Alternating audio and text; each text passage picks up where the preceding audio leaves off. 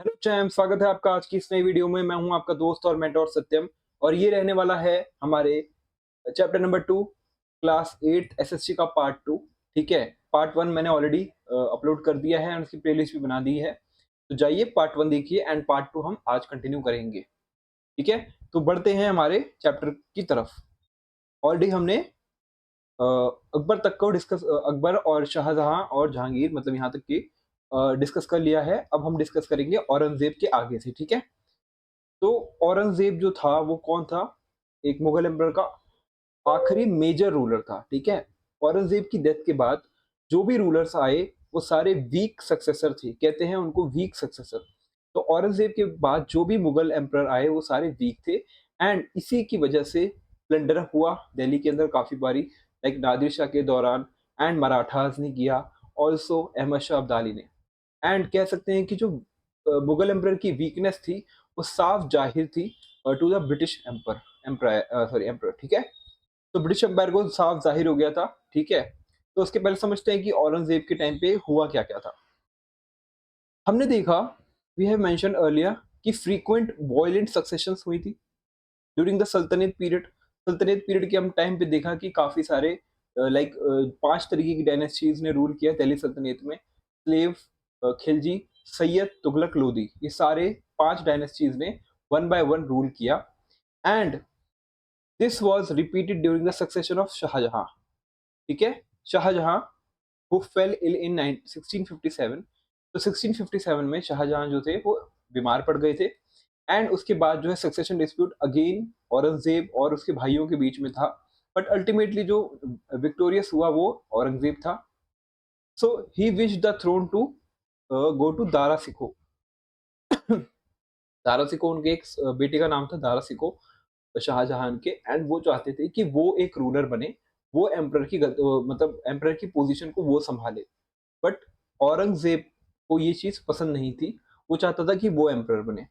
ठीक है, but eldest जो सबसे बड़ा बेटा था वो था Dara सिको। But Daraz younger brother जिसका नाम था औरंगजेब, ठीक है, उसने क्या किया, डिफीट कर दिया him in a series of battles and eventually executed him, presenting his severed head to their father। तो क्या किया, दारसिको की गर्दन काट दी और उसका जो सर था अपने फादर को गिफ्ट किया कि देखो मैंने यार, आप जिसको रूलर बनाना चाहते थे मैंने उसको मार दिया और अब मैं राजा बनूंगा। तो इतना क्रूर साक्षरता ये औरंगजेब। तो कह सकते हो कि जो औरंगजेब था उसने अपने भाई को ही मारा फॉर द थ्रोन। ऑल्सो ये देखा गया है कि दारा सिको एक कह सकते हैं कि एक एबल लीडर होता अगर वो मुगल एम्पायर की गद्दी संभालता और मोर टॉलरेंट होता टू द अदर रिलीजन्स, जो कि औरंगजेब के अंदर नहीं था वो टॉलरेंस विद अदर रिलीजन्स। ठीक है, Aurangzeb also removed his 2 other brothers, उसने अपने 2 और भाइयों को मार दिया। ही हैड वन, एक को अरेस्ट कर लिया और दूसरे को उसने एग्जीक्यूट मार दिया and drove the second into exile to prevent further challenge to his rule, ताकि उसके रूल के ऊपर कोई और फर्दर उसके घर में से कोई और उसके ऊपर रूल के ऊपर चैलेंज ना करे कि हमें अथॉरिटी मिलनी चाहिए रूलर करने की।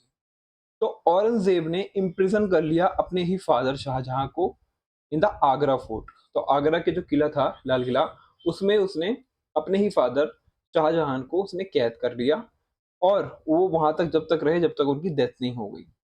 तो औरंगजेब ने अपने आप को एम्परर घोषित किया इन 1658, यानी इसका टाइम पीरियड स्टार्ट हुआ था 1658 से एंड इसने रूल किया था 1707 तक। ठीक है, ठीक है, तो काफी लंबे समय तक इसने भी रूल किया था लाइक अकबर। एंड अपने आप को इसने आलमगीर का नाम दिया था। इसका मतलब होता है the conqueror of the world, जिसने पूरे वर्ल्ड को कॉन्कर कर लिया हो उसको आलमगीर कहते हैं। He ruled for almost 49 years. ठीक है, 49 ईयर्स तक इसने रूल किया था। हमने देखा कि दिल्ली के सुल्तान्स एवरेज जो रेंज थी काफी कम थी, लाइक 9-10 साल थी, अबाउट 9 ईयर्स थी। The figure becomes 27 years in the case of Mughal emperor up to Aurangzeb. और मुगल एम्परर के टाइम पे एवरेज जो एक रूलर रूल करता था वो 27 ईयर्स थी, लाइक बाबर, हुमायूं, अकबर, जहांगीर, शाहजहां और औरंगजेब। अभी तक 27 ईयर्स एवरेज एक रूलर रूल कर रहा था। एंड उसके बाद जब औरंगजेब के बाद जो उसके सक्सेसर्स आए थोड़े वीक थे, लेकिन तब भी वो 16 साल तक कह सकते हो कि एवरेज वो लोग रूल करते थे। और एम्पायर का एंड हुआ था 19th सेंचुरी में, यानी कि कह सकते हो कि आप 1857 में रिवोल्ट हुआ था against the British empire. And उस रिवोल्ट में ब्रिटिशर्स ने एंड रूलर जो था बहादुर शाह जफर, उसको एग्जीक्यूट कर दिया। एंड उसके बाद एग्जीक्यूट क्या किया, उनको वहां से हटा दिया उस पोजीशन से मुगल। एंड मुगल एम्पायर को उसके बाद वो खत्म हो गया मुगल एम्पायर। ठीक है, तो लास्ट 1857 तक मुगल एम्पायर चला था। तो औरंगजेब जो था एक स्किल्ड मिलिट्री, मतलब स्किल था मिलिट्री मैटर्स में, जो भी मिलिट्री की डिसीजंस लेना होता था वो काफी अच्छे से लेता था। एंड इसने काफी सारे कैंपेन्स को रन किया, और इसने काफी सारे कॉन्कर करे पार्ट्स लाइक साउथ इंडिया में पर्टिकुलरली। ठीक है, under his reign Mughal empire reach its greatest expansion. And कह सकते हो कि अभी तक का जो मुगल एम्पायर ने इंडिया में एरिया एक्वायर किया था, वो सबसे ज्यादा एरिया औरंगजेब के टाइम पे एक्वायर किया, यानी सबसे ज्यादा एक्सपेंशन देखा गया औरंगजेब के टाइम पे। दो constantly face with significant rebellions, तो काफी जो दूसरे राज्य थे उसने इसके प्रति रिबेलियन किया, लड़ाई स्टार्ट की। Some of which we will turn into next section. तो औरंगजेब जो है उसने स्पेंड किए लास्ट 25 ईयर्स अपनी लाइफ के फाइटिंग वॉर। ठीक है, इन द डेक्कन, डेक्कन के अंदर वो चाहता था अपनी पकड़ बनाना, लेकिन वहां पे मराठास जो थे वो उसको हमेशा डिफीट कर देते थे। और उसकी जो इच्छा थी कि वो डेक्कन को जीते, वो उसका हमेशा से सपना ही रह गया। Maintaining large आर्मीज for those campaigns, उसने क्या किया, उसके एम्पायर की ट्रेजरी खाली कर दी, यानी डेक्कन के अंदर लड़ाई के लिए बहुत ज्यादा पैसा लगता था। एंड उसी के चक्कर में वो एक तरीके से कह सकते हो कि औरंगजेब के लिए डेक्कन अल्सर बन गया था, कि अपना सारा पैसा डेक्कन में लगा दिया ताकि वो डेक्कन को जीत पाए। और put a great strain on the administration also, यानी ज्यादातर टाइम उसका इसी में जाता था कि किस तरीके से हम मराठाओं को हरा के डेक्कन का एरिया कैप्चर कर पाए। इंडीड कह सकते हैं this is often considered one of the key factors जिसने डिक्लाइन किया रैपिड मुगल एम्पायर का, मतलब रैपिड डिक्लाइन करा मुगल एम्पायर का औरंगजेब के बाद, जो कि 1707 में उसकी डेथ हुई थी। ठीक है, तो देखा गया कि औरंगजेब हमेशा से मिलिट्री में काफी स्किल्ड था, और उसके कैंपेन्स हमेशा साउथ इंडिया की तरफ थे, बिकॉज नॉर्थ इंडिया उसके कब्जे में था ही, बट उसको साउथ इंडिया भी एक्वायर करना था। एंड हमेशा वो चाहता था कि मैं डेक्कन के ऊपर रूल करूं, बट हमेशा से जो डेक्कन था वो इनके मंसूबों को कामयाब नहीं होने देता था। एंड क्योंकि वहां पे मराठा एम्पायर रूल कर रहा था, and they were very very powerful, तो ज्यादातर पैसा और मिलिट्री और एडमिनिस्ट्रेशन वाली चीजें उसको डेक्कन में लगानी पड़ती थी। एंड इसकी वजह से जो मुगल ट्रेजरी है वो खाली हो गई थी। एंड उसकी डेथ जब हुई थी उसके बाद मुगल एम्पायर के पास बहुत ज्यादा पैसा नहीं था। इसी वजह से कहते हैं कि औरंगजेब के पास जो मुगल रूल था वो धीरे धीरे डिक्लाइन होने लग गया था। औरंगजेब बिलोंग करता था इस्लामिक सुन्नी सेक्ट को। ठीक है, दो सेक्ट होते हैं, शिया और सुन्नी। तो जो इस्लामी में दो सेक्ट है, शिया और सुन्नी, तो औरंगजेब जो है सुन्नी सेक्ट को बिलोंग करता था। एंड ये काफी ज्यादा रिलीजियस पर्सन था। ही लेड अ ऑस्टियर लाइफ। ठीक है, unlike Akbar observed all religious rituals and occasions. ठीक है, तो इसने एक ऑस्टियर लाइफ जी। अकबर की तरह नहीं कि वो सारे रिलीजियस को इक्वल मानता था, ऐसा नहीं, वो एक अपने इस्लामिक रिलीजन्स को ही फॉलो करता था। इसलिए उसने क्या करा, ग्रेजुअली इसने प्रैक्टिसेस को बैन करा जो अन इस्लामिक थी। ठीक है, क्या किया इसने, बैंड प्रैक्टिसेस जो कि अन इस्लामिक थी, जो हिंदू प्रैक्टिसेस थी, जैन प्रैक्टिसेस थी, बुद्धिस्ट प्रैक्टिसेस थी, उनको सब इसको बैन कर दिया। और वहाँ के जो म्यूजिक और डांस था, ठीक है, उसके कोर्ट में उसने इसको भी बैन कर दिया, बिकॉज ये बहुत ज्यादा एक ऑस्ट्रिया लाइफ जीता था, इसको लेविश लाइफ जीना पसंद नहीं था। ठीक है, एंड इसने जिजिया टैक्स जो कि नॉन मुस्लिम्स पे लगता है वो वापस इम्पोज कर दिया। अगेन ये कहता था कि हमें कन्वर्ट करना है ज्यादा से ज्यादा हिंदूज को towards Muslim. As well as pilgrimage tax भी लगाया हिंदूज पे, यानी अगर हिंदू कोई पर्सन ट्रेवल कर रहा है किसी पिलग्रिमेज में, लाइक मंदिर में तीर्थ यात्रा करने जा रहा है, तो वहां पे उनको टैक्स देना पड़ेगा। ठीक है, और which had been abolish by the Akbar, जिसको अकबर ने एबॉलिश कर दिया था, बट वापस इसने स्टार्ट कर दिया था। तो एक फैक्टर ये भी था कि इसने नॉन रिलीजियस जो पर्सन्स थे, जो नॉन इस्लामिक पर्सन्स थे, उनको अपने खिलाफ भड़का लिया था, because by imposing taxes like jizya and pilgrimage tax. तो यहाँ पे ये एक इमेज है, ठीक है? औरंगज़ेब इन कोर्ट, जो एक औरंगज़ेब है और यहाँ पे इसने हाथ में एक हॉक को अपने हाथ में रख रखा है, ठीक है? With one his sons standing in front of him, और इसका एक बेटा सामने खड़ा है, ठीक है? तो ये इमेज दर्शा रही है 17th सेंचुरी की पेंटिंग है। कुछ स्कॉलर्स जो हैं वो आर्ग्यू करते हैं कि औरंगज़ेब के जो मोटिव था, वो प्राइमरली जो था पॉलिटिकल था, यानी कि उसको पॉलिटिकली ज़्यादा एक्सपैंड करना था, दैट इज़ टू एस्टैब्लिश और स्ट्रेंथन हिज एम्पायर डोमिनेंस, और अपने एम्पायर की स्ट्रेंथ और डोमिनेंस उसको ज़्यादा से ज़्यादा दिखानी थी। They also give examples of grants and assistance assurances of protection he gave to some temples, और historians ये भी बताते हैं कि इसने कुछ temples को ग्रांट यानी भेंट दी थी, ठीक है, और एश्योरेंस दी थी कि हम आपको प्रोटेक्शन देंगे।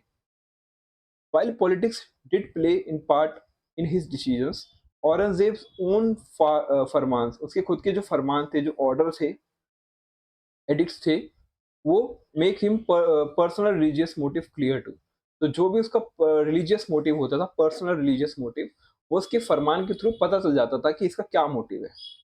तो 1669 में क्या हुआ, फॉर इंस्टेंस, उसने ऑर्डर करा गवर्नर, सारे गवर्नर को, जो भी जितने भी प्रोविंस के गवर्नर थे, कि वो स्कूल्स को डिमोलिश कर दें, टेम्पल्स को डिमोलिश कर दें, put down their teachings and religious practices.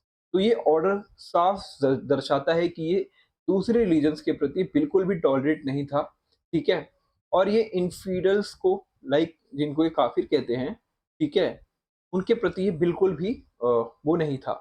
ये हमेशा उनके जैसे स्कूल्स को तोड़ना, मंदिरों को तोड़ना एंड उनकी टीचिंग्स को, रिलीजियस प्रैक्टिसेस को जलाना, हटा देना, ये इसका काम था। टेम्पल्स जो कि बनारस में थे, जो वाराणसी में है, फिर मथुरा में, फिर सोमनाथ एंड काफ़ी सारे उन उसको इसने डिस्ट्रॉय करा, ठीक है? मंदिरों को तोड़ा इसने, मथुरा, सोमनाथ, बनारस के, और इसने जैन टेम्पल्स को, सिख गुरुद्वारास को, ठीक है? इनको भी तुड़वा दिया था। जो एस्पेक्ट है Aurangzeb was also visible in his persecution of Muslims of other sects. Also जो अदर सेक्ट्स के मुस्लिम थे, लाइक शिया, ये क्योंकि सुन्नी सेक्ट का था, तो ये शिया सेक्ट के मुस्लिम्स को भी परसिक्यूट करता था, मारता था और उनको परेशान करता था। और सूफीज को भी, ज़ोरास्ट्रियंस को भी, जो कि पारसी रिलीजन फॉलो करते हैं, ठीक है?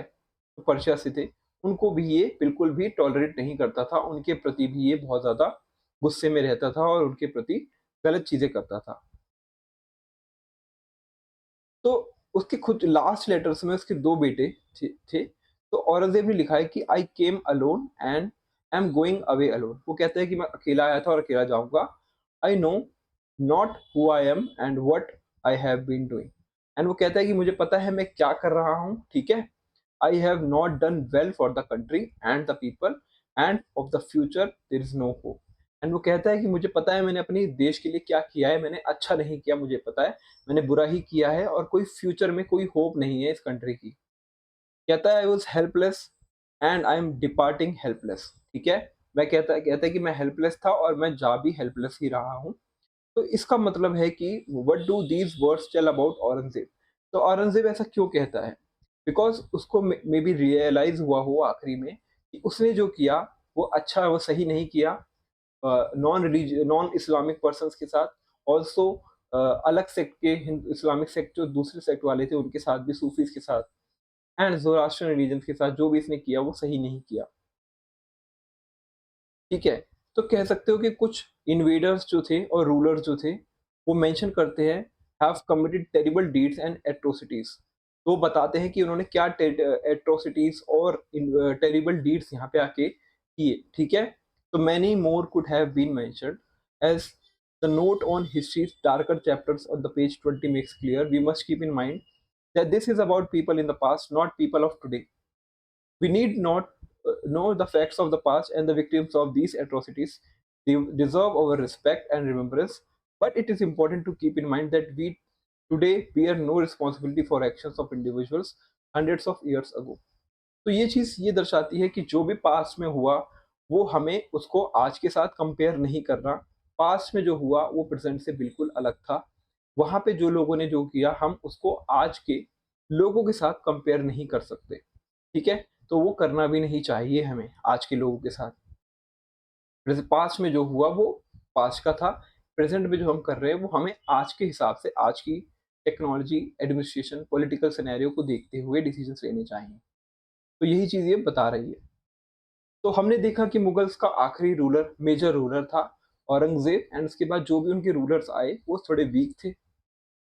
फिर भी कह सकते हो कि 1707 से 1857 तक मुगल एम्पायर चलता रहा, ठीक है? भले ही वो वीक था, उनकी पावर कम थी, बट कंटिन्यू तो रहा ही। अब देखेंगे कि मुगल एम्पायर के ऊपर किस-किस ने आक्रमण किया, किस-किस ने उनको रेज़िस्ट किया, ठीक है? देखेंगे कि रेज़िस्टेंस किस-किस ने किया टू द मुगल्स, ठीक है? तो let us survey some of the major rebellions. हम कुछ मेजर रिबेलियंस जो विद्रोह हुए थे इसके प्रति वो देखेंगे, जिसने यहाँ को इरोड किया, मुगल पावर को इरोड करा और एंड करा। Keeping special case of Marathas for next chapter, ठीक है? तो मराठास तो मेजर रेजिस्टेंस थे ही मुगल एम्पायर के। वो हमेशा से चाहते थे कि दिल्ली की गद्दी मराठाओं को मिले, बट थोड़े टाइम के लिए उन्होंने एक्वायर भी कर ली थी दिल्ली की गद्दी। बट अगेन जब अहमद शाह अब्दाली ने अटैक किया था, तो फिर वहां पे उनको वो चीज छोड़नी पड़ी थी। तो कह सकते हो कि कई शताब्दियों तक पीजेंट कम्युनिटीज ने रिबल करा अगेंस्ट द हार्श एक्सप्लॉइटेशन। जो एक्सप्लॉइटेशन मुगल्स करते थे पीजेंट्स के साथ, फार्मर्स के साथ, उसके प्रति उन्होंने काफी बारी रिबेलियन, विद्रोह किया। और एक सच ऐसा केस है कि जो 17th सेंचुरी में हुआ था, जहाँ पे जाट पीजेंट्री, जो जाट थे पीजेंट, जो प्रेजेंट डे उत्तर प्रदेश में है, हरियाणा में है और ईस्टर्न राजस्थान में है, उन्होंने क्या किया, उन्होंने उसके प्रति रिबेल, विद्रोह किया।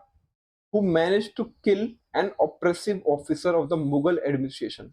उन्होंने एक मुगल एडमिनिस्ट्रेशन के ऑफिसर को मार भी दिया था, एग्जीक्यूट किया था। और फिर बाद में जो बैटल हुई वहां पे 20,000 man confronted the Mughal army and fought valiantly, but their Jat leader was killed and rebellion suppressed। तो क्या हुआ कि ये जो जाट रिप्रेजेंटरी रिबेलियन था, जहाँ पे उत्तर प्रदेश, हरियाणा और राजस्थान के जाट लोगों ने मुगल एम्पायर के प्रति क्या किया, पहले तो उनके ऑफिसर को मारा एक, एंड उसके बाद बैटल हुई जिसमें 20,000 जाटों ने मुगल एम्पायर के प्रति विद्रोह किया, ठीक है, उनके साथ विद्रोह किया। बट आखिर में वो शान से लड़ते हुए, ठीक है, उनको उनको मार दिया गया। और उसी के साथ जो ये विद्रोह था इसको सप्रेस, इसको बंद हटा दिया गया, मतलब खत्म कर दिया गया मुगल्स के द्वारा। तो काफी सारे ट्राइबल ग्रुप्स जैसे कि भिल, गोंड, सांथाल, ठीक है, और कोच, ठीक है, इन्होंने भी फॉट किया, लड़ाई करी back against the attempts to annex their territory और इम्पोज टैक्स ऑन देम। जब भी मुगल्स उनकी टेरिटरी को एक्वायर करना चाहते थे और उनके ऊपर टैक्स लगाना चाहते थे, तो भिल्स, गोंड्स, सांथाल्स और कोच ने भी अटैक किया, ठीक है।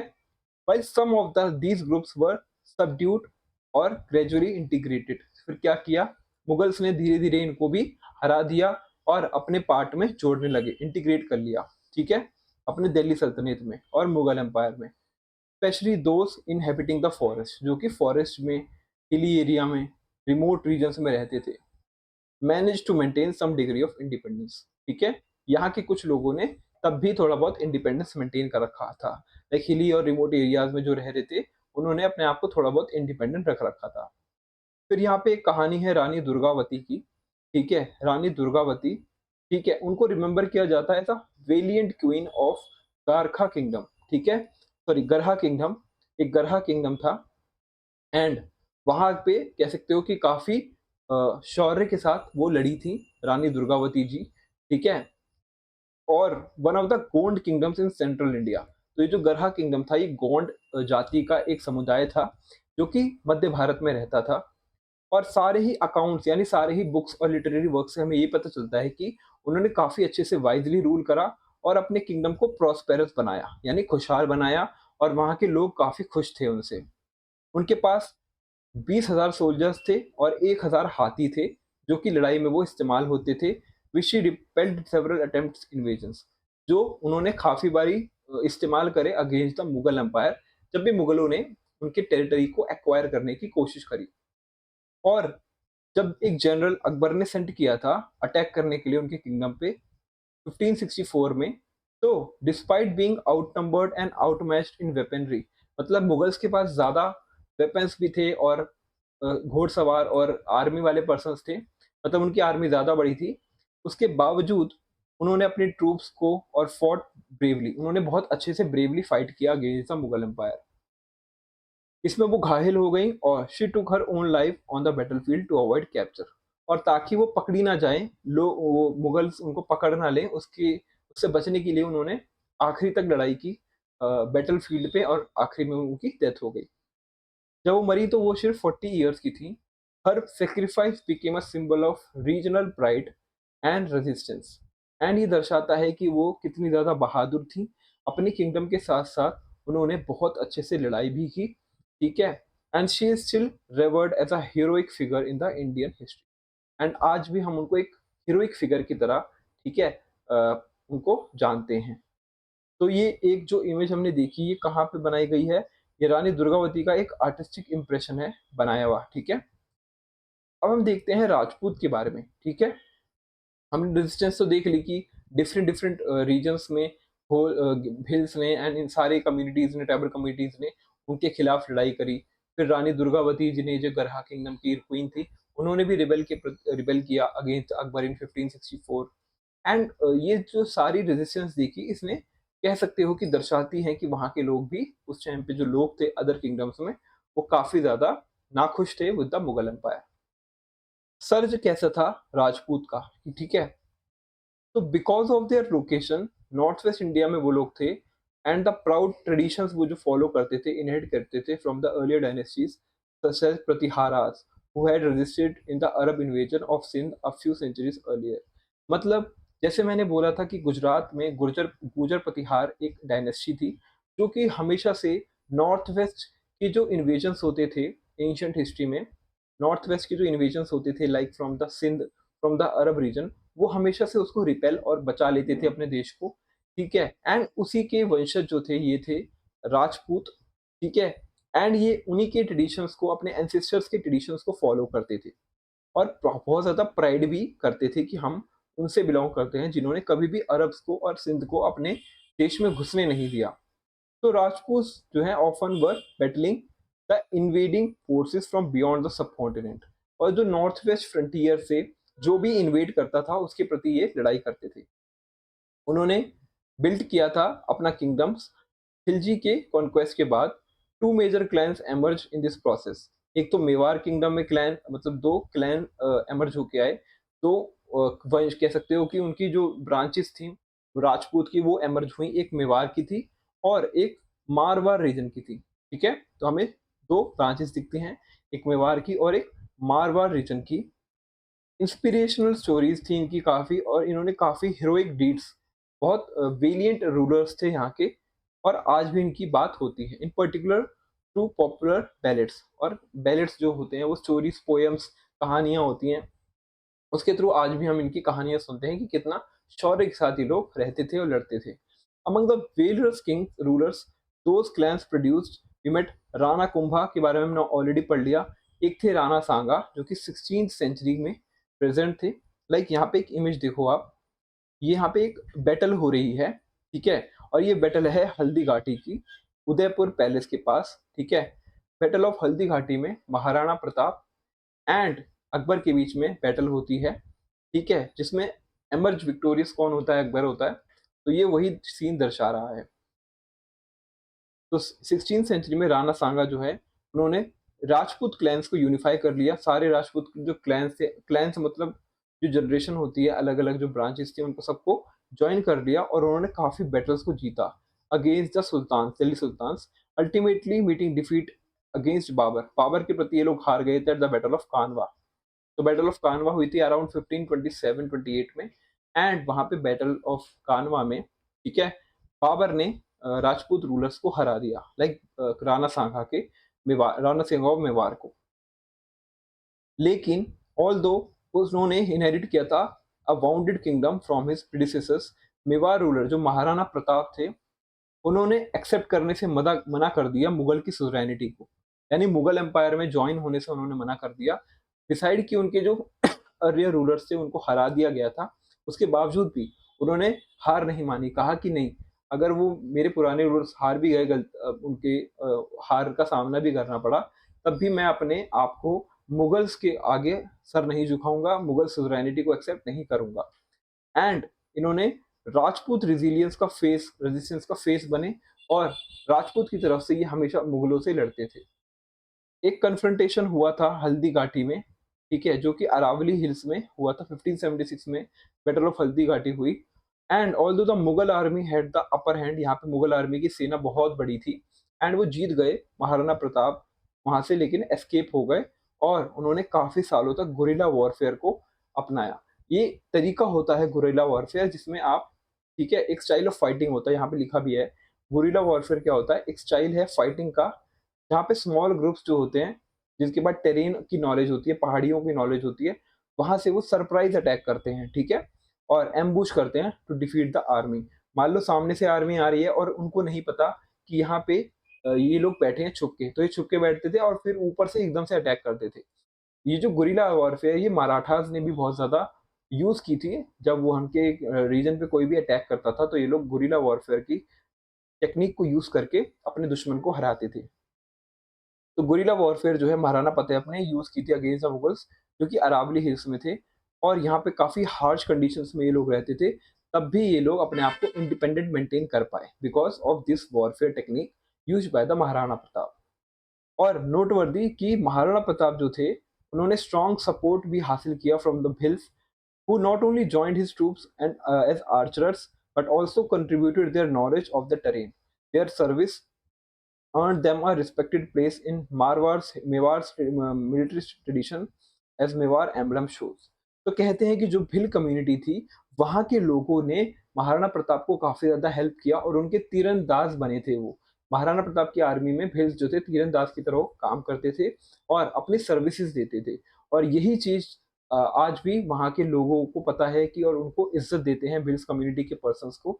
और ये पीछे आप जो एम्बलम देख रहे हैं, यहाँ पे भिल कम्युनिटी के एक पर्सन है विद महाराणा प्रताप ऑफ मेवाड़, जो कि दर्शाता है कि दोनों ने मिलके फाइट किया था और अपने राजपूत किंगडम्स को in the times of Mughal empire independent रखने की कोशिश की थी। ठीक है, और ये Mughal empire, sorry, Mewar empire का एम्बलम भी आपको दिख रहा है।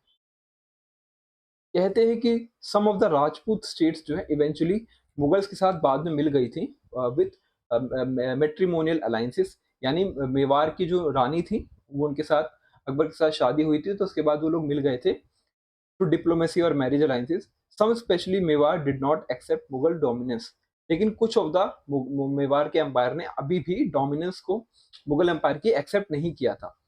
औरंगजेब के रेन के टाइम पे, यानी औरंगजेब के टाइम पे जब वो शासक था, सेवरल राजपूत नोबल्स ने उसके खिलाफ रिबेल किया, उसके खिलाफ विद्रोह किया, like Durgadas Rathore of Marwar, who fought to protect the independence of Jodhpur. Jodhpur को इंडिपेंडेंट रखने के लिए उन्होंने औरंगजेब से लड़ाई करी। मुगल अथॉरिटी दस रिमेड लिमिटेड इन राजस्थान, इसी वजह से राजस्थान में भी मुगल एम्पायर बहुत ज्यादा एक्सपेंड नहीं कर पाया because of Durgadas of Rathore of Marwar. अब हम बात करेंगे अहोम किंगडम की, जो कि असम वाले रीजन में जनरली प्रेजेंट थे। लाइक अगर हम मैप बनाएं, ठीक है, मैप बनाएं,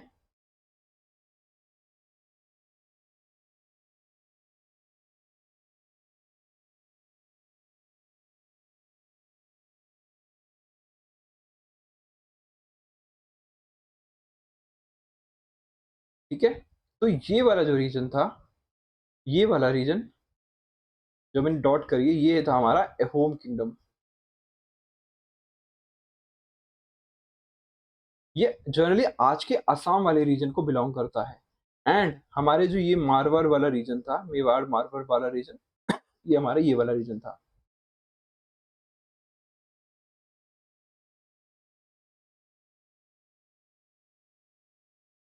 जो कि राजपूतों की टेरिटरी थी। ठीक है, तो अब हम बात करेंगे अहोम किंगडम की। तो अहोम्स जो थे वो 13 सेंचुरी में, कह सकते हो, एक अहोम जो है एथनिक ग्रुप है, ठीक है, एथनिक ट्राइब है, जो माइग्रेट करते हैं from Myanmar to Brahmaputra valley and form Ahom kingdom there. ठीक है, तो ये लोग यहाँ से यहाँ पे आए, माइग्रेट करे, ठीक है, यानी म्यांमार से ये लोग ब्रह्मपुत्रा वैली असम में आए, और वहाँ पे इन्होंने अहोम किंगडम की वो नींव रखी और वहाँ से इन्होंने रूल स्टार्ट करा, ठीक है? तो कह सकते हो ड्यूरिंग बोथ दिल्ली सल्तनत के टाइम पे भी और मुगल पीरियड के टाइम पे भी अहोम रूलर्स जो हैं काफ़ी ज़्यादा रेजिस्टेंस दिखाते थे, ठीक है? अगेंस्ट द मुगल और दिल्ली सल्तनत, यानी जब भी उन्होंने उनके ऊपर हमला करा और उनके रीजन्स को एक्वायर करने की कोशिश करी, तो अहोम ने दिल्ली सल्तनत और मुगल्स के खिलाफ लड़ाई छेड़ी, ठीक है? रेजिस्टेंस दिखाई, ठीक है? द यूनिक पाइक सिस्टम, उनका एक सिस्टम है पाइक सिस्टम। उनको every abled bodied man to provide service to the state through labour and military duty in exchange for land rights. तो पाइक सिस्टम के थ्रू क्या होता है कि उसके अंदर कोई भी नौजवान है, जो भी अहोम किंगडम में नौजवान है, तो उसको या तो मिलिट्री सर्विस देनी पड़ेगी, या तो मिलिट्री में आना पड़ेगा, या तो लेबरर की तौर पे सर्विस देनी पड़ेगी। अगर उसको लैंड राइट्स मिलना, लैंड का मतलब जो जमीन है उसका हक चाहिए, तो उनको मिलिट्री और लेबरर में पार्टिसिपेट करना ही पड़ेगा, बिकॉज जब भी लड़ाई होती थी तो उनको पार्टिसिपेट करना ही पड़ता था इन द मिलिट्री। इससे क्या हुआ, जो रूलर्स थे इन्होंने एक ऐसा पब्लिक इंफ्रास्ट्रक्चर बनाया जिसमें काफी बड़ी लार्ज स्टैंडिंग इनकी आर्मी थी, जो कि परमानेंट आर्मी थी, ठीक है? मतलब कह सकते हो कि लार्ज स्टैंडिंग फोर्स थी विदाउट अ परमानेंट आर्मी, ठीक है? मतलब ऐसा नहीं कि वो खड़ी हमेशा लड़ाई करती रहती थी। वो जनरली जब लड़ाई होती थी तो वो आर्मी में आ जाते थे, एंड जब नहीं होती थी, जब ऐसी सिचुएशन नहीं होती थी लड़ाई की, तो वो लोग फिर अपना खेती और लेबरर के तौर पे काम करते थे। ओवर द टाइम क्या हुआ, होम जो है वो एसिमिलेट हो गया, एसिमिलेटेड द लोकल कल्चर, और उन्होंने एग्रीकल्चर को प्रमोट करा और डाइवर्स फेथ को भी प्रमोट करा, and contribute to the rich traditions of Assam. Assam के जो रिच ट्रेडिशंस आज हम देखते हैं, वो अहोम किंगडम्स ने ही फ्रूटफुली कह सकते हैं दिए थे यहाँ पे। तो डिस्कस इन द क्लास किस तरीके से जो पायक सिस्टम था उसने डेली लाइफ्स को वहाँ के पीपल की अफेक्ट किया था होम किंगडम के, both in terms of challenges and benefits, जिसने किंग को हेल्प करा बड़ी आर्मी रखने में और इकोनॉमी को अपने मैनेज करने में। क्या कह सकते हो कि 17th सेंचुरी में जो औरंगजेब था, उसने अपनी मुगल फोर्सेस को ब्रीफली अहोम किंगडम को कैप्चर करने के लिए भेजा, जो कि घर है, एक कैपिटल है अहोम किंगडम की, घर। तो अहोम्स ने क्या किया, अपनी टेरेन, वहाँ के जो पहाड़ी और वहाँ की जो घाटी थी वहाँ की, उनको काफ़ी अच्छी नॉलेज थी डेंस फॉरेस्ट की, वहाँ के जंगलों की, पहाड़ों की, नदियों की, एंड उन्होंने गोरिल्ला टैक्टिक्स को अपना के उस अटैक को बचा लिया, मतलब उस अटैक से अपने आप को बचा लिया। Although latter more man and large fleet of river ports, ठीक है? Although the latter had more man and larger fleet of river boats, जबकि मुगल्स के पास काफ़ी ज़्यादा बड़ी आर्मी थी और उनके पास काफ़ी सारी बोट्स भी थी। उसके बावजूद भी गुरिल्ला वॉरफेयर टैक्टिक्स को और हिल्स और रिवर की टेरेन की नॉलेज को इस्तेमाल करके उन्होंने अपने आप को मुगल एम्पायर से बचा लिया। नोटेबली कह सकते हो कि बैटल ऑफ सराय घाट, जो कि 1671 में हुई थी, ब्रह्मपुत्र रिवर के ऊपर प्रेजेंट डे गुवाहाटी में, अहोम मिलिट्री कमांडर जो थे लचित बोरफुकान, उनका नाम भी काफ़ी बारी आता है, उनके 10,000 मैन के साथ उन्होंने मुगल फोर्स को हरा दिया। क्या हुआ, लचित बोरफुकान जी ने अपने 10,000 लोगों के साथ मुगल फोर्सेस को धूल चटा दी, हरा दिया, जो कि मुगल फोर्सेस में कितने 30,000 सोल्जर थे और उनके पास सिर्फ 10,000 सोल्जर थे। अल्टीमेटली क्या हुआ, जो अहोम थे were able to preserve their independence, and उन्होंने अपने इंडिपेंडेंस को मेंटेन के रखा और अपने आप को बचा के भी रखा। अब एक नाम था, पर्सन थे राम सिंह, जो कि मुगल आर्मी के जनरल थे, और उन्होंने इसी वजह से अहोम किंगडम को काफ़ी ज़्यादा प्रेज़ किया था, उनके वॉरियर्स को, ठीक है? उन्होंने कहा कि हर आसामी सोल्जर एक एक्सपर्ट है बोट चलाने में, तीर चलाने में, गड्ढा खोदने में, और गन चलाने में और तोप चलाने में। और उन्होंने कहा, I have not seen such specimens of versatility in any other part of India. तो इतने ज़्यादा वो लोग काबिल थे होम किंगडम के पर्सन्स, और लड़ाई में किस तरीके से उन्होंने मुगल्स को हराया कि मुगल आर्मी के कमांडर और मुगल आर्मी के जो जनरल थे राम सिंह, उन्होंने खुद उनकी तारीफ करते हुए ये सब चीज़ें उनके प्रति कहा, अहोम के प्रति। अब यहाँ पे कुछ इमेजेस हैं अहोम किंगडम की दिखेगी। यहाँ पे देखो वो लोग बोट चला रहे हैं, एंड उनका नेतृत्व कर रहे हैं एक पर्सन आगे की तरफ, ठीक है? तो ये plaque commemorating the battle of Saraighat, जो कि 1671 में हुई थी अहोम किंगडम की, ठीक है? और उनके प्रति जो भी वो जीते उसके प्रति एक मेमोरियल बना रखा है, ठीक है? फिर सेकंड है हमारा स्टैचू जो डिपिक्ट करता है होम के वॉरियर्स को in the battle of Saraighat. ये देखो, ये स्टैचू बना रखा है इन्होंने। अब हम बात करेंगे सिख किंगडम की, ठीक है? अंडर द गुरु नानक जी के अंडर में सिख एम्पायर किस तरीके से इमर्ज हुआ और काफ़ी ज़्यादा प्रॉस्पेरिटी की तरफ गया, उसके बारे में डिस्कस करेंगे। तो 15वीं शताब्दी में, ठीक है, पंजाब में गुरु नानक जी जो थे, उन्होंने एक मैसेज स्प्रेड करा जिसका नाम था इक्वालिटी का, कंपैशन का और वननेस ऑफ गॉड का, यानी एक ओंकार, यानी गॉड इज़ वन, ठीक है? और उनके फॉलोवर जो थे, वो सिख धर्म के लोगों, मतलब उनको बोला गया सिख पर्सन। जो भी गुरु नानक जी को फॉलो करते थे, उनको आखिर में सिख बोला गया। और जो सिखिज्म था, वो पहले से began purely as a spiritual movement. शुरुआत में तो वो एक स्पिरिचुअल मूवमेंट या था, मतलब सिर्फ वहाँ के जो लोग थे वो अध्यात्म को फॉलो करते थे। लेकिन जो लेटर सिख गुरु आए, उन्होंने respond, because of Mughal army का अटैक होता रहता था, तो उन्होंने रिस्पॉन्ड करा with growing intolerance and persecution, ठीक है, under the Mughals, some Mughal rulers. तो जब जहांगीर जो एक एम्परर थे, उन्होंने गुरु अर्जन सिंह के sorry found out that Guru Arjan has supported his rebellion son, he had Guru Arjan torture to death. तो जहांगीर ने गुरु अर्जन देव जी को मार दिया, टॉर्चर के साथ मार दिया। बिकॉज जब जहांगीर को ये पता चला कि वो गुरु अर्जन जी है वो सपोर्ट कर रहे हैं रिबेल को अगेंस्ट द मुगल एम्पायर, तो फिर उन्होंने उनको टॉर्चर के साथ मरवा दिया। इससे क्या हुआ, गुरु अर्जन देव जी के जो सन थे और सक्सेसर थे, जिनका नाम था गुरु हरगोबिंद, उन्होंने इंट्रोड्यूस किया मार्शल ट्रेनिंग और एक फॉर्म ऑफ सिख आर्मी उन्होंने इंट्रोड्यूस करी सिख में, मतलब सिख एम्पायर में, ठीक है? और फिर उनके बाद सेवरल बैटल्स उन्होंने मुगल फोर्सेस के साथ लड़ी। तो कह सकते हो कि गुरु नानक जी एक स्पिरिचुअल गुरु थे, एंड उनके बाद जितने भी गुरुज आए वो सारे के सारे टॉलरेंट थे एंड स्पिरिचुअलिटी को फॉलो करते थे। बट जब मुगल्स अटैक करते थे, तो उनको रिबेल करने के लिए धीरे धीरे जो है गुरु अर्जन देव जी ने सपोर्ट करा रिबेलियन को, बट गुरु अर्जन देव जी को जहांगीर ने टॉर्चर के साथ मरवा दिया। एंड उसके बाद उनके जो बेटे थे और जो भी उनके सक्सेसर थे, लाइक गुरु हरगोविंद सिंह जी, उन्होंने अपनी एक आर्मी बनाई, खुद की सिख आर्मी। एंड जब भी मुगल्स उनके ऊपर अटैक करते थे, तो वो उनको उसके प्रति रूल कर, मतलब उनको डिफेंड करने के लिए आर्मी का इस्तेमाल करते थे। तो in the context of this chapter, जो पंजाब है, Punjab refer to the vast region not split into India and Pakistan. जो पंजाब रीजन है वो इंडिया में भी है कुछ हिस्सा, मतलब आधा हिस्सा, और कह सकते हो थोड़ा हिस्सा पाकिस्तान में भी है। जो सिख गुरु हैं, उनके सेक्रेड गुरु गोबिंद साहब, गुरु ग्रंथ साहब जो हैं, जिनको 10वें गुरु भी कहा जाता है, वो कंपाइल की थी गुरु अर्जन देव जी ने। गुरु तेग बहादुर जी के उनमें हिम्स हैं, बाद में उनको ऐड किया गया। तो वो स्ट्रेस करता है कि देयर इज वन गॉड, वो कहते हैं कि there is one God for all, जिन्होंने स्टैब्लिश करा है अर्थ को एज अ होम फॉर धर्म, ठीक है? धरती को धर्म की धरती बनाया है, ठीक है?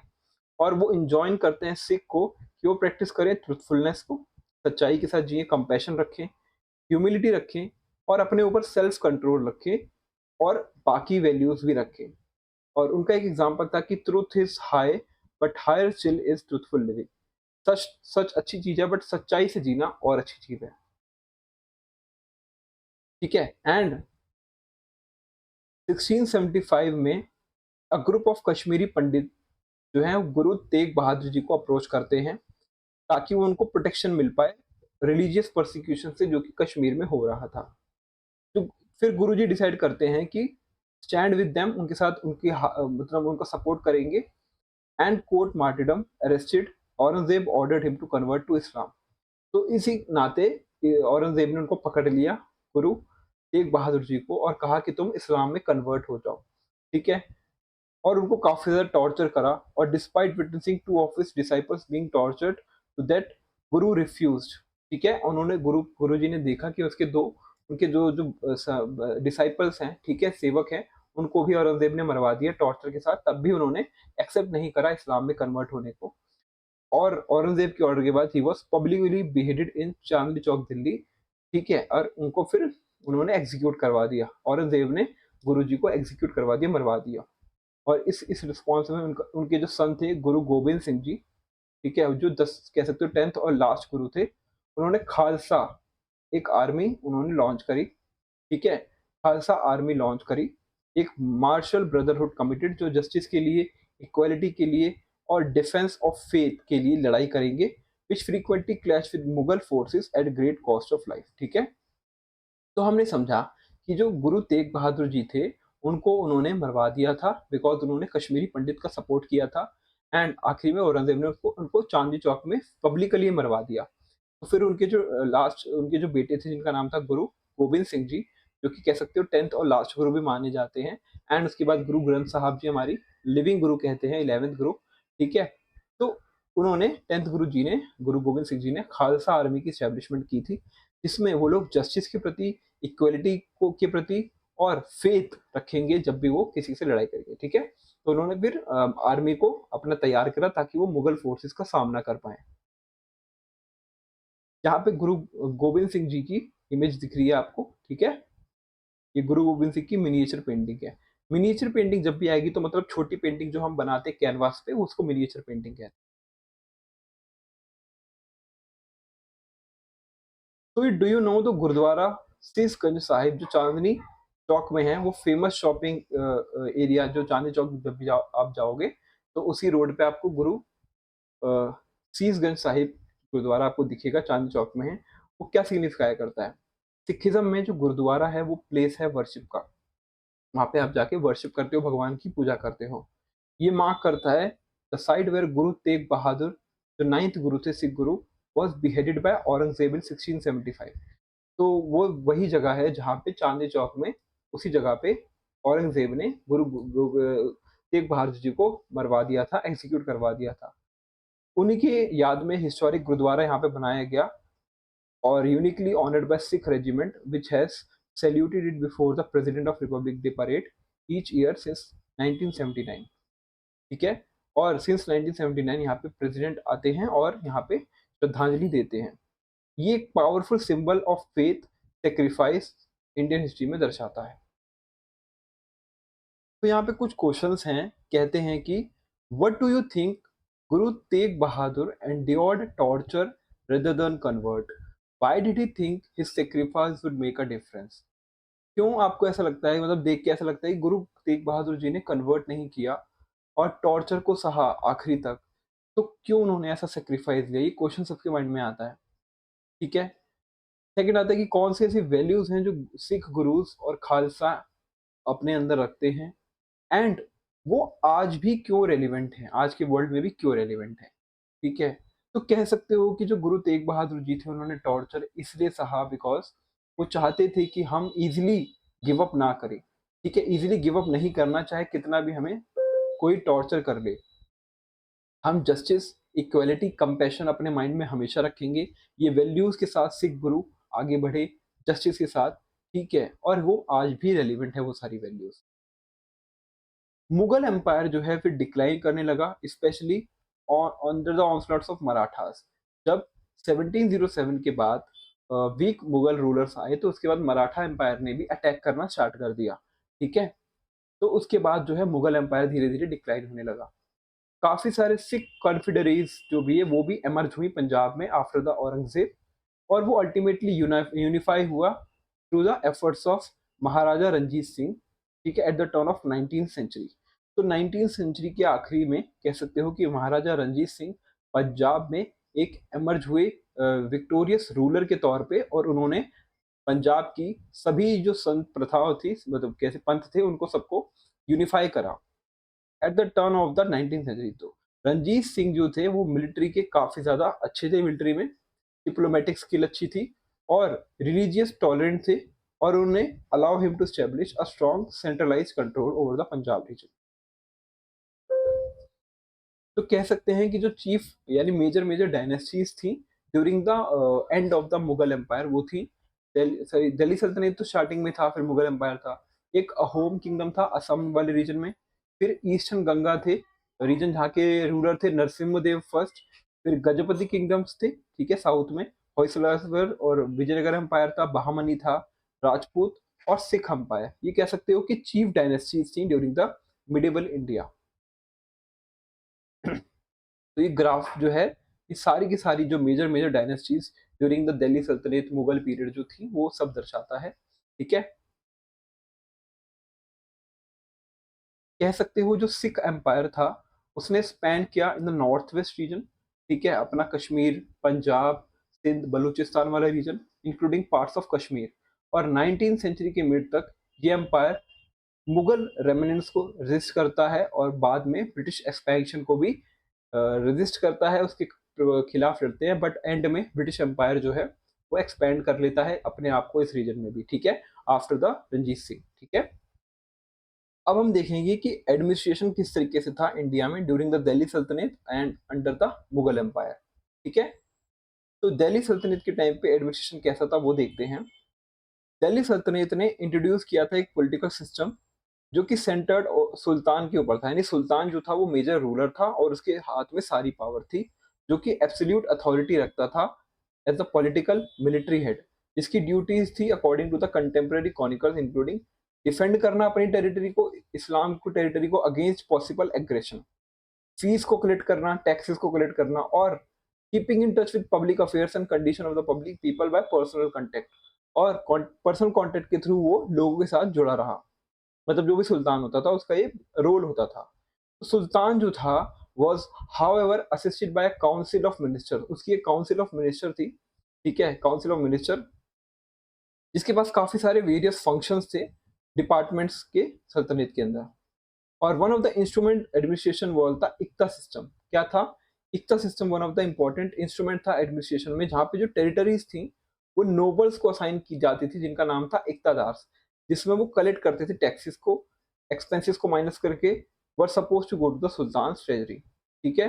जो भी उनकी नीड थी उनको फुलफिल करने के बाद जो बाकी पैसा बचता था, ठीक है, इक्तादार्स के बाद वो पैसा उनको मुगल सुल्तान को देना पड़ता था, सॉरी सुल्तान को देना पड़ता था, दिल्ली सुल्तान को।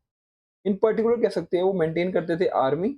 और ये सिस्टम जो था इसने network of local administration create करा जो लॉयल थे काफी ज्यादा सेंट्रल अथॉरिटी के प्रति। जो उनकी जो पोस्ट थी वो नॉट हेरिडेटरी, यानी जो इक्तदार था उसका बेटा इक्तदार बनेगा ऐसा कुछ नहीं था, मेरिट के बेसिस पे चुनाव होता था। और टैक्सेस जो डिवाइड होते थे वो trade at the her trade के ऊपर होते थे। हर जब भी आप ट्रेड के हर चीज पे जाओगे, मतलब यहाँ से सामान उधर गया फिर उधर से उधर गया, तो हर चेक पॉइंट पे आपको टैक्स देना पड़ता था। Burden fail most heavily on the peasantry. तो जो फार्मर्स थे, पीजेंट्स थे, उनके ऊपर काफी ज्यादा बर्डन था इस वजह से इन सब चीजों का। Some contemporary accounts report considerably cruelty in extracting revenue from the land. वो दर्शाती हैं कि किस तरीके से ये जो राजा थे यहाँ के, रूलर जो थे वो काफी ज्यादा क्रूअल थे, ठीक है? अब हम बात करेंगे मुगल एडमिनिस्ट्रेशन किस तरीके से काम करता था। तो एमिंग एट ग्रेटर कंट्रोल और एफिशिएंसी, जो अकबर था उसने रीऑर्गेनाइज करी थी अपनी एडमिनिस्ट्रेटिव मशीनरी, ठीक है? यहाँ पे एक दीवान हुआ करता था जो फाइनेंसिस को देखता था, मीर बख्शी जो था वो मिलिट्री को देखता था, और खाने सामान जो था वो पब्लिक वर्क्स को देखता था। तो तीन पोस्ट उसने क्रिएट करी, दीवान की जो फाइनेंस देखता था, मीर बख्शी जो मिलिट्री देखता था, और खाने सामान जो पब्लिक वर्क को देखता था, ट्रेड को देखता था, इंडस्ट्री और एग्रीकल्चर को देखता था, और रॉयल रॉयल हाउस होल्ड्स को भी। एक सदर बनाया था, सदर was responsible for justice, religious और एजुकेशनल मैटर्स, ठीक है? तो ये जो सारे मिनिस्टर्स थे इनको each of the entire empire के 12 प्रोविंसेस में डिवाइड करा, जिसको हम सूबा कहते हैं, और which were further subdivided into effective checks and balances and for between the government officials at village level, ठीक है? Traditional structures of self governance continued more or less undisturbed, ठीक है? तो सेंट्रल लेवल पे तो ये सब था, और सूबा बना दिया था, 12 सूबा बनाए थे, जहाँ पे हर किसी में एक दीवान और ये सब वर्क होता था। ऑल्सो जो विलेज लेवल पे और ट्रेडिशनल स्ट्रक्चर थे, वहाँ पे जो सेल्फ गवर्नर यूनिट्स थी उनको डिस्टर्ब नहीं किया गया, वहाँ पे जैसा चल रहा था वहाँ पे वैसा ही चलने दिया गया। कहते हैं जो अकबर था वॉज इंस्टीट्यूटेड द मनसबदारी सिस्टम। उसने मनसबदारी सिस्टम इंट्रोड्यूस किया था कि हर मनसब को आप लैंड टैक्स, लैंड का पोजीशन दोगे, लैंड उसके अंडर में उतनी होगी मनसबदार के। मतलब मनसबदार एक पोजीशन थी, इंपॉर्टेंट पोजीशन, जो कि अकबर के दरबार में थी, ठीक है? अबू फजल जो थे उन्होंने रिकॉर्ड करा है अपनी बुक एन ए अकबरी में, उन्होंने कहा है, डिस्क्राइब किया कि अकबर का एडमिनिस्ट्रेशन, मनसबदार जो उसके ऑफिसर्स थे, और अकॉर्डिंग टू मनसब रैंक थी, मनसब क्या थी? एक रैंक थी, एक दर्जा था। लाइक आज के टाइम पे PM, president, council of ministers में मिनिस्टर, ऐसे दर्जा होता है वैसे उसी तरह से वहाँ पे मनसब को भी एक दर्जा दिया गया था और were expected to maintain precise number of elephants, horses, camels as well as troops for the state. और हर मनसब को अपने मनसब के हिसाब से घोड़े, हाथी और ऊँट रखने पड़ते थे जब भी लड़ाई होती थी, ठीक है? जिससे ये पॉसिबल हो पाए कि जब भी कभी भी लड़ाई हो तो आर्मी जो है शॉर्ट नोटिस के ऊपर असेंबल हो जाए without having to maintain a permanent centralized army, ठीक है? तो हर मनसब के पास अपनी खुद की आर्मी थी और जब भी कोई मेजर लड़ाई होती थी तुरंत वो लोग इकट्ठा होके मुगल एडमिनिस्ट्रेशन को बचाते थे और रिटेलिएट करते थे। तो रेगुलर इंस्पेक्शंस होते थे उन आर्मी के उनके मनसब के आउट ऑफ एंश्योर कंप्लायंस, ताकि वो कंप्लायंट बिहेवियर कर रहे हैं कि नहीं। तो मनसबदार जो हैं वो generally paid by being assigned land, उनको लैंड मिलती थी, इसका नाम था जागीर और फिर उनका नाम पड़ गया jagirdars and were therefore known as jagirdars, क्योंकि जिसकी जागीर होगी, जिसकी ज़मीन होगी उसको हम जागीरदार बोलते थे। कहते हैं कि despite Akbar's growing tolerance, Akbar बहुत ज़्यादा टॉलरेट था इन सबके साथ for different faith, non Muslims were kept in minority in the higher echelons of administration, ठीक है? बजाय कि वो टॉलरेंट था लेकिन हायर जहाँ पे मेजर मेजर पोजीशंस थी वहाँ पे उन्होंने नॉन मुस्लिम्स को नहीं रखा, ज़्यादातर मुस्लिम्स ही थे। फॉर इंस्टेंस जो टोटल परसेंटेज थी नॉन मुस्लिम ऑफिशियल्स की उसके एडमिनिस्ट्रेशन में, वो rarely exceeded one third of the total and was much less, यानी एक तिहाई भी नहीं थी नॉन मुस्लिम्स जो हायर पोजीशंस पे थे अकबर के एडमिनिस्ट्रेशन में, वो कमी थे बहुत ज़्यादा। इवन मुस्लिम्स ऑफिशियल्स में भी जो फॉरेन ओरिजिन के मुस्लिम्स थे वर generally favoured over the Indian origin, यानी जो इंडिया के मुस्लिम्स थे उनके बजाय वो फॉरेन ओरिजिन जो उसके पर्शिया वाले रीजन से आए थे उनको वो ज़्यादा फेवर करते थे, ठीक है? तो वहाँ का एक फेमस पर्सन है जिसका नाम था टोडरमल, वो अकबर के फाइनेंस मिनिस्टर थे, फाइनेंस को देखते थे और उन्होंने काफ़ी एफिशिएंट रेवेन्यू सिस्टम को इंट्रोड्यूस किया था। He made detailed surveys, crop yields और प्राइसेस उन्होंने डिटरमाइन किए थे for each crop on the basis of information, यानी पहले इंफॉर्मेशन निकालना कि इस जमीन पे खेती करने लायक है और पिछले कई सालों में कैसी खेती हुई है, अच्छी खेती हुई है कि नहीं। तो उसके हिसाब से अगर अच्छी खेती हुई है तो उस पर ज़्यादा टैक्स लगेगा, अच्छी खेती नहीं हुई मतलब ज़मीन इतनी अच्छी नहीं है तो उसके ऊपर टैक्स कम लगेगा। वो सब सिस्टम था, डिवाइड कर रखा था। उन्होंने इनिशिएट किया था एक सिस्टमैटिक सर्वे लैंड का, जो कि हर पूरे एम्पायर में करते थे वो, जिससे उनका रेवेन्यू कलेक्शन बहुत ज़्यादा अच्छा हुआ और उसने स्टेटस को कह सकते हो अपरेटस दिया, स्टेट को अपरेटस दिया और स्ट्रेंथन किया। तो we will see a different kind of administration that of the Marathas in the next chapter. हम नेक्स्ट चैप्टर में मराठास के बारे में भी डिस्कस करेंगे और उनका एडमिनिस्ट्रेशन कैसा था वो डिस्कस करेंगे। अब देखते हैं कि लोगों की लाइफ कैसी थी इस टाइम पे, पीपल की लाइफ कैसी थी। डिस्पाइट शिफ्टिंग पॉलिटिकल पावर्स, 13 से 17 सेंचुरी में पावर बहुत ज़्यादा शिफ्ट हुई। इंडिया ने वाइब्रेंट इकोनॉमिक एक्टिविटी देखी और ये सारी अच्छी चली बिकॉज ऑफ एग्रेरियन फाउंडेशन, हमारे एग्रीकल्चर बहुत स्ट्रॉन्ग था और आर्टिसन इंडस्ट्री यानी आर्टिस्ट यहाँ पे बहुत अच्छे थे, कम्युनिटी बेस्ड और टेम्पल बेस्ड इकोनॉमीज थी, एक्सटेंसिव ट्रेड नेटवर्क्स थे। इसकी वजह से लोगों को ज़्यादा दिक्कतें नहीं आई इस ट्रांसफॉर्मेशन में। Building on decentralized economic or social system like Shrenis, guilds, jatis, professionally defined communities, and system for credit, subcontinent remained one of the wealthiest regions of the world. And श्रेणीज एक पोजीशन होती है guild की, मतलब labour की guild हो गई, मतलब union कह सकते हो आप, और हर हर डिफरेंट डिफरेंट आर्टिस्ट की यूनियन गिल्ड्स होती थी। फिर जातीज होती थी जो प्रोफेशनल काम करती थी, एक तरीके का काम एक जाति करती थी, ठीक है? और एक प्रोफेशनल सिस्टम था क्रेडिट का, यानी उधार देने का, लेने का। तो इसने जो है हमेशा से हमारे सबकॉन्टिनेंट को, इंडियन सबकॉन्टिनेंट को वर्ल्ड में, पूरे वर्ल्ड में प्रॉस्पेरस रखा। कह सकते हो जो सल्तनत पीरियड था, उसने काफ़ी ज़्यादा प्रोग्रेस देखी अपने इंफ्रास्ट्रक्चर वर्क्स में, स्पेशली रोड्स में इन द नॉर्थ इंडिया, और इन्होंने काफ़ी सारे ब्रिजेस, कैनाल्स और इरिगेशन वर्क्स को किया apart from creation of new cities, all of which expanded considerably during the Mughal period. तो कह सकते हो कि आप हमारा वर्क जो था वो ब्रिजेस का, कैनाल्स का और इरिगेशन वर्क काफ़ी ज़्यादा फेमस हुआ ड्यूरिंग द मुगल पीरियड। फिर कॉइन्स जो है सेवरल मेटल्स के और डिनोमिनेशंस के इंट्रोड्यूस किए एज अ करेंसी, और मुगल्स ने डिफरेंट सिस्टम यूज़ किया। उन्होंने रुपया, जो आज भी हम यूज़ करते हैं रुपए, वो वाला सिस्टम इंट्रोड्यूस किया और सिल्वर और कॉपर के दाम जो है वो रिलीज किए थे। अब यहाँ पे एक इमेज दिखेगी आपको, ये पानी निकालने का सिस्टम है, ठीक है। A Persian wheel used to draw water from wells and irrigate fields. इस सिस्टम को कहते हैं अरगहट्टा। क्या कहते हैं? अरगहट्टा कहते हैं, जिसमें पानी जो है निकलता रहता है, ठीक है, मटके से। एक व्हील के किनारे-किनारे बंधा रहता है, इसको अरगहत्ता कहते हैं। इसका नाम भी यहाँ पे मेंशन नहीं है, बट इसको कहते हैं अरगहट्टा।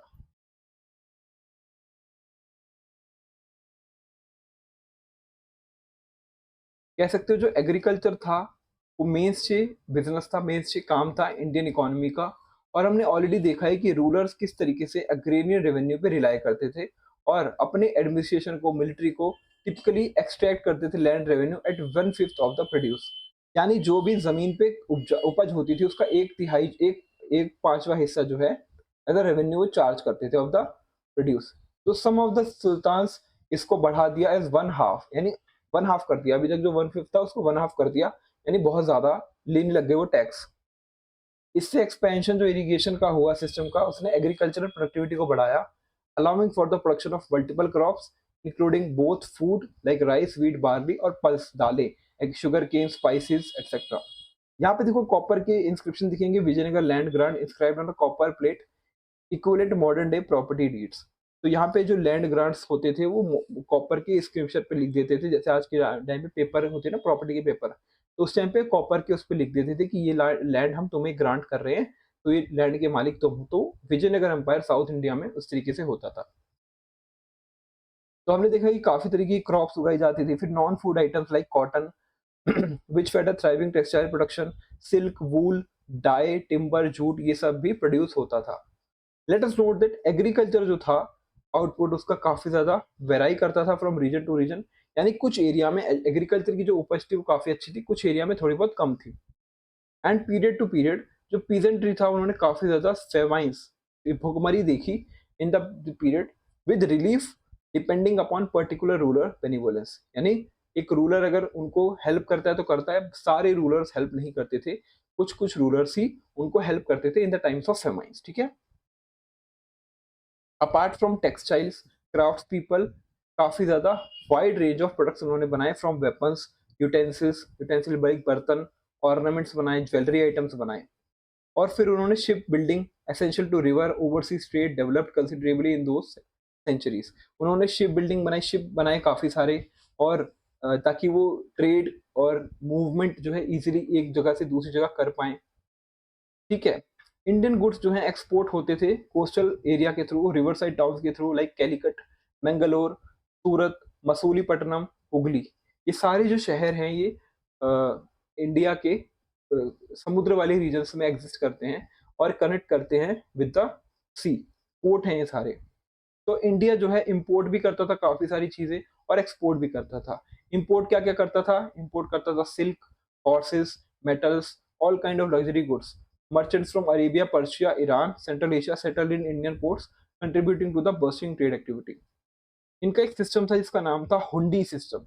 हुंडी सिस्टम से क्या हुआ था? Enable merchants to transfer fund across political boundaries. आज भी टाइम पे भी हुंडी होता है, यानी पैसा आपको एक जगह से दूसरी जगह ट्रांसफर करना है तो आप हुंडी करवाते हो। तो हुंडी सिस्टम था, ठीक है, विदाउट फिजिकली ट्रांसपोर्टिंग करेंसी। यानी आपको यहाँ से वहां जाने की जरूरत नहीं, आप हुंडी सिस्टम के थ्रू ट्रांसफर करा सकते हो पैसा। जिससे क्या है, making them less vulnerable to plunder, ताकि चोरी चकारी वाला सिस्टम ना हो। ट्रेडर कम्युनिटीज जैसे कि मारवाड़ीज, वो अडेप्ट कर लेते हैं इस operating across different political regimes और डेवलप करते हैं parallel system of credit trust जो फंक्शन करता है independently of the official structures. तो मारवाड़ी कम्युनिटी जो है क्रेडिट सिस्टम को काफी ज्यादा एडवांस बना देती है इस टाइम पीरियड पे, ठीक है। उसके बाद हुंडी जो लिखा है, ठीक है, ये return instruction to make payment to an individual. यानी यहाँ पे एक पेपर होता है, इस पे लिखा होता है कि मैंने इससे सामान ले लिया है, अब आप इसको इतने पैसे दे दो, ठीक है। और वो एक डिस्क्रिप्शन दे देते हैं एक पेपर पे, उसको कहते हैं हुंडी। It could be carried across political border, तो आप उसको कहीं भी ले जा सकते हो, बिकॉज फिर आपको साथ में कैश लेके चलने की जरूरत नहीं है। आप वो हुंडी लेके जाओ और सामने वाली पार्टी को दे दो, और उसके बदले वो आपको पैसे दे देंगे, ठीक है। जिससे फाइनेंशियल ट्रांजेक्शन बहुत ज्यादा ईजी हो जाएगी without the need to carry currency. A precursor of modern banking. और आज के टाइम पे हुंडी सिस्टम एक अनऑफिशियल सिस्टम है, बट बैंकिंग सिस्टम में इसका दूसरा नाम है कि आप ट्रांसफर कर सकते हो इधर से पैसा उधर without even taking currency in your hand. आपको हाथ में कैसा पैसा ले जाने की जरूरत नहीं है, आप वहाँ जाके पैसा रिसीव कर सकते हो। अब बात हो रही है temples as a centre of economic activity. Temples as a centre of economic activity, ठीक है? तो जो काफ़ी सारे जो टेम्पल्स थे, कह सकते हो more than centres of worship. वहाँ पे सिर्फ पूजा नहीं होती थी, वहाँ पे एक ट्रेड की तरह लर्निंग होती थी, सोशल इंटरेक्शन होता था, वहाँ पे आर्ट्स, आर्किटेक्चर को बनाया जाता था। They also created ecosystem with busting market, और मंदिर के अगल-बगल मार्केट होती थी, जहाँ पे लोग अपना आना-जाना करते थे, सामान-वामान खरीदते थे। रूलिंग क्लास डोनेट लैंड और वेल्थ दान टू टेम्पल डीटीज, और जो मंदिर के भगवान थे और मंदिर को काफी ज्यादा दान मिलता था, दान दक्षिणा। एंड उसकी वजह से वहाँ पे एम्पायर, वहाँ का जो मंदिर का जो कह सकते हैं प्रांगण है, काफी ज्यादा एक्सपैंड कर जाता था। वहाँ पे ट्रस्ट होता था टेम्पल मैनेजर्स के बीच में, जिससे कम्युनिटी बनी, जो infrastructure like irrigation system, tanks etcetera, और पिलग्रिम अकोमोडेशन लाइक धर्मशाला और छत्राम्स वो बनाते थे, ताकि लोगों को कोई दिक्कत ना हो। टेम्पल जो था वहाँ पे वो मर्चेंट्स जो आना-जाना करते थे, जो सामान का ले जाना और आना करते थे और बेचते थे मर्चेंट्स, उनको क्रेडिट और फंड देता था internal as well as maritime trade के दौरान, जब भी उनको ज़रूरत होती थी। तो कह सकते हो कि अर्ली पीरियड्स ने प्रॉस्पेरिटी देखी, और 1600s के टाइम पे विटनेस्ड इकोनॉमिक स्ट्रेस, ठीक है? 1600 शताब्दी के दौरान उन्होंने स्ट्रेस भी देखा। Peasants were often left with small share of their produce after tax and payments to the intermediary parties। यानी जो पे कह सकते हैं कि पीजेंट्स थे, फार्मर्स थे, उनके पास ज़्यादा कुछ बचता नहीं था जब वो पेमेंट कर देते थे टू द इंटरमीडियरीज, यानी बिचौलियों को जब पैसा दे देते थे, जो रेवेन्यू देना होता था उनको, उसके बाद उनके पास कुछ ज़्यादा बचता नहीं था, ठीक है? इससे क्या हुआ, उन्होंने काफ़ी सारी अपनी ज़मीनें खो दी, और एक बॉन्डेड लेबर की तरह फिर काम करना पड़ा उन लोगों को। हिस्टोरियन सजेस्ट करते हैं कि जो क्राफ्ट्स पीपल थे, जो क्राफ्ट में इन्वॉल्व थे और लेबरर्स थे, too often face harsh economic conditions, उनको काफ़ी ज़्यादा हार्श इकोनॉमिक कंडीशंस फेस करनी पड़ी। और India was still a land of abundance, India अभी भी एक अबंडेंस, यानी यहाँ पे काफ़ी सारी वेल्थ थी, ठीक है? एज़ टेस्टिफाइड बाय मैनी अरब और यूरोपियन ट्रैवलर्स। बट जो वेल्थ थी वो सिर्फ कुछ ही लोगों के पास थी, कंसंट्रेटेड थी in the hands of rulers और कोर्टियर्स, हाई ऑफिशियल्स और मर्चेंट क्लास। बाकी जो नीचे के लोग थे उनके पास वेल्थ बिल्कुल नहीं थी। फ्रीक्वेंट यहाँ पे वॉरफेयर हुई। इन एडिशन इन्होंने क्या हुआ, force displacement of the population. और जब वॉरफेयर होती थी, लड़ाई होती थी, बड़ी बड़ी बैटल्स होती थी, तो लोगों को फिर माइग्रेट करना पड़ता था, दूसरी जगह शिफ्ट होना पड़ता था। At the level of common people, जो कॉमन लोग थे वहाँ के, वह इंस्टेंसेस वर क्लैशेस, वो सबसे ज्यादा वनरेबल थे, और सबसे ज्यादा नुकसान उन्हीं को होता था during the battle, specially over sacred sites that have been desecrated or destroyed under the ruler's sanction। यानी कि जो वहाँ पे सेक्रेड प्लेसेस, जो पूजनीय स्थल पे वो लोग रहते थे, जब कोई रूलर आके प्लंडर और लूट करता था और डिस्ट्रॉय करता था, सबसे ज़्यादा उनको ही दिक्कतें झेलने को पड़ती थी, ठीक है? But by and large people of the different faith और कम्युनिटीज़ जो हैं, वो पीसफुली रहते थे side by side, economically dependent on each other, ठीक है?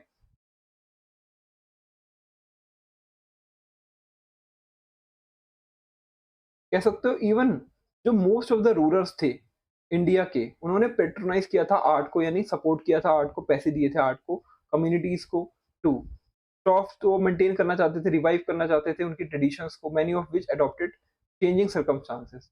अमंग दोज कल्चरल ट्रेडिशंस, एक फेयर डिग्री ऑफ इंटरेक्शन भी था लोगों के बीच में, जब इंटरेक्शन करते थे ट्रेडिशंस के बारे में बात करते थे। इससे क्रिएशन हुआ किसका, एक शेयर्ड हेरिटेज का। यानी मैं आपको अपने कल्चर के बारे में बता रहा हूँ, आप मेरे को अपने कल्चर के बारे में बता रहे हो। एक शेयर्ड हेरिटेज का पर चीज़ होती थी, जब भी ट्रेड एक्टिविटीज़ होती थी और जब भी पैट्रोनेज मिलती थी, तो बड़े-बड़े इवेंट्स होते थे, वहाँ पे इस तरीके से शेयर्ड कल्चर होता था। कह सकते हो थ्रू इट ऑल इंडिया जो है एंड्योर और इकोनॉमिकली प्रॉस्पेरस थी बहुत ज़्यादा इंडिया। यहाँ पे बहुत ज़्यादा इकोनॉमी अच्छी थी, यहाँ पे वेल्थ थी, बट अगेन वेल्थ किसके पास थी? रूलर्स के पास, और जो टॉप के ऑफिशियल्स थे, और कह सकते हैं उनके पास थी। इस economic speech on the whole, but often politically unstable, ठीक है? इकोनॉमिक प्रॉस्पेरस था, बट पॉलिटिकली अनस्टेबल था, बिकॉज डायनेस्टीज चेंज होती रहती थी, रूलर्स चेंज होते रहते थे, तो पॉलिटिकल जो स्टेबिलिटी नहीं थी, अनस्टेबल था काफी ज्यादा। During this period of frequent reshaping of political map, India ने फेस करे सीरियस चैलेंजेस, बट तब भी वो सर्वाइव किया। It is a tale not only hardship but also resilience. Hardship तो थी ही, बट रेजिलियंस, हमने रेजिलियंस दर्शाया इस टाइम पीरियड में, ड्यूरिंग दीज टाइम पीरियड्स। तो the sword when the occasion demanded, but also through fresh creation in art, literature, spirituality and timeless values. और जब भी ज़रूरत होती थी तलवार तो उठाते ही थे, बट जब ज़रूरत नहीं होती थी तो आर्ट में, आर्किटेक्चर में, लिटरेचर और अध्यात्म में, स्पिरिचुअलिटी में सपोर्ट भी करते थे। ठीक है? तो इसी के साथ हमने मोस्ट ऑफ द चीज़ें जो है कवर कर ली, चैप्टर कंप्लीट ही हो गया है। एंड ये लास्ट में कुछ समरी पॉइंट्स हैं जो हमने पूरे चैप्टर में देखे, वो एक बार डिस्कस करते हैं कि ये जो पीरियड था, एक ठीक है, ये पीरियड विटनेस करता है मैनी फॉरेन इन्वेजन्स को, टर्किक, अफगान, मुगल, विच कॉज्ड वाइड स्प्रेड डिस्ट्रक्शन, जिससे काफ़ी ज़्यादा डिस्ट्रक्शन हुआ हमारे इंडिया में, ठीक है? इंडियन इंडियन सबकॉन्टिनेंट पे, जिससे क्या हुआ, पुरानी डायनेस्टीज़ को नीचे गिरा दिया गया, फिर नई डायनेस्टीज़ आईं, फिर डायनेस्टीज़ नीचे आईं, फिर ऊपर आईं, ठीक है? तो ये कंटिन्यूअस वॉरफेयर, अलायंस और कॉन्क्वेस्ट जो है, इसने इंडिया के पॉलिटिकल मैप की और बाउंड्रीज़ को डिफाइन करता और शेप चेंज होती रही। इस पीरियड में काफ़ी ज़्यादा रिलीजियस इंटॉलरेंस थी, यानी दिल्ली सल्तनत और मुगल सल्तनत जो है काफ़ी ज़्यादा इंटॉलरेंट थी towards the non Muslims, Buddhist, Jains, Hindu, Sikh, Zoroastrians and tribals ने काफ़ी ज़्यादा परसिक्यूशन, यानी कह सकते हैं कि उनका उनका अत्याचार सहा उस टाइम पे। और कुछ रूलर्स जो थे वो ब्रॉड माइंडेड थे, बट ज़्यादातर जो रूलर्स थे वो इंटॉलरेंट थे। एग्रीकल्चर जो है वो एग्रीकल्चर और ट्रेड काफ़ी ज़्यादा एक्सपैंड हुआ, जिसने इंडिया की वेल्थ और कनेक्टिविटी को एक वाइडर वर्ल्ड के ऊपर दर्शाया। और इकोनॉमिक कंडीशन जो थी कॉमन सब्जेक्ट की, वो जनरली हार्श ही थी। इंडियन सोसाइटी ने अडेप्टेबिलिटी शो करी, रेजिलियंस शो करी और अपने सिटीज़ को, टाउन्स को, मंदिरों को और अदर एस्पेक्ट्स ऑफ इकोनॉमी को वापस रीबिल्ड करा जब भी उनको सिचुएशन ऐसी फेस करनी पड़ती थी कि उनका डिस्ट्रक्शन हुआ है, लेकिन वो वापस खड़े हुए और वापस उन्होंने अपने आप को रीबिल्ड करा। और एट द सेम टाइम उन्होंने प्रिजर्व करने के रास्ते निकाल लिए, अपने कल्चरल ट्रेडिशन को किस तरीके से प्रिजर्व करना है और अपने इंडिजीनियस और फॉरेन एलिमेंट्स को किस तरीके से ब्लेंड करना है, मिक्स करना है with the new cultural expressions, वो भी उन्होंने सीखा। मैनी फॉर्म्स ऑफ आर्ट और architecture culture, like architecture, music और पेंटिंग इस टाइम पे काफ़ी ज़्यादा फ्लरिश भी हुई। तो हमने समझा कि किस तरीके से दिल्ली सल्तनत आया और फिर मुगल एम्पायर आया और हमने साउथ इंडिया में विजयनगर एम्पायर की बात करी। किस तरीके से जो पॉलिटिकल हिस्ट्री है, वो पॉलिटिकल मैप है, वो इंडिया का चेंज होता रहा। लाइक नॉर्थ वेस्ट में पहले अटैक हुआ, फिर उन्होंने साउथ इंडिया में डेक्कन रीजन को मुगल्स ने ट्राई किया कैप्चर करने का, फिर उनके जो सक्सेसर्स आए वो वीक आए। उसके साथ-साथ हमने देखा उनका एडमिनिस्ट्रेशन किस तरीके से हो वर्क करता था, लाइक दिल्ली सल्तनत का। फिर उन्होंने आर्ट और आर्किटेक्चर में किस तरीके से सपोर्ट करा। फिर हमने देखा कि लोगों की लाइफ कैसी थी। लोगों ने काफ़ी ज़्यादा चीज़ें झेली, लेकिन तब भी वो रेज़िलियंस थे, खड़े हुए, ठीक है? हमने सिख एम्पायर को देखा, अहोम किंगडम को देखा, ठीक है? ईस्टर्न गंगा एम्पायर जहाँ के नरसिम्हा फर्स्ट रूलर थे, उनको देखा। तो इसी के साथ हमने सारी चीज़ें देख ली जो कि पॉलिटिकल हिस्ट्री को शेप करती हैं। अब हम नेक्स्ट चैप्टर में डिक्लाइन ऑफ मुगल्स को और अच्छे से डिस्कस करेंगे, जब मराठास का राइज़ होता है, और बेसिकली हम मराठास के बारे में पढ़ेंगे जो कि डेक्कन एरिया को रूल करते हैं। उनका एडमिनिस्ट्रेशन कैसा था और उन्होंने किस तरीके से अपने आप को आगे बढ़ाया, वो सब चीज़ें देखेंगे। तो इसी के साथ हमने हमारा पूरा चैप्टर कंप्लीट कर लिया है। एंड आई होप आपको वीडियो अच्छा लगा हो, और इसी के साथ आप कंटिन्यू रखना, वीडियोज़ को देखना, प्लेलिस्ट को फॉलो करना, ठीक है? पार्ट 2 हमने चैप्टर 2 ऑलरेडी कंप्लीट कर लिया है, हमारा चैप्टर 2 कंप्लीट हो चुका है। एंड अगले चैप्टर में हम मिलते हैं आपके साथ विद द मराठा एम्पायर के, देखेंगे किस तरीके से उनका राइज़ हुआ और फिर उनका किस तरीके से फॉल हुआ और फिर किस तरीके से ब्रिटिश एम्पायर ने अपने आप जो होल्ड यहाँ पे था वो एस्टेब्लिश किया। Thank you so much guys for watching the video. Bye.